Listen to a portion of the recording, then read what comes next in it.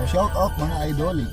Meron na akong napanood na video mga idol na talaga namang nakakabahala na meron pala talagang mga bansa na merong ganito.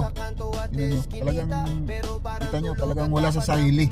So nakakatakot diba kung mapapabayaan sa atin ng problema sa droga. Talaga namang kawawa ang mga kabataan sa hinaharap. Ayan, no? Talamak na ang korupsyon, marami nang napahamak dahil sa mga proyektong dapat ay naprotektahan yung ating mga kababayan. So madagdagan pa ng lumalaganap na droga sa atin. Kawawa talaga ang mga kabataan. Talagang kung papanoorin nyo to ay nakakatakot kung ito ay mangyari, sana wag naman, diba? So hanggang dyan na lang mga idol. Kung alam nyo kung saan to mga idol, i-comment naman kasi hindi ko alam kung saan to. Bye bye.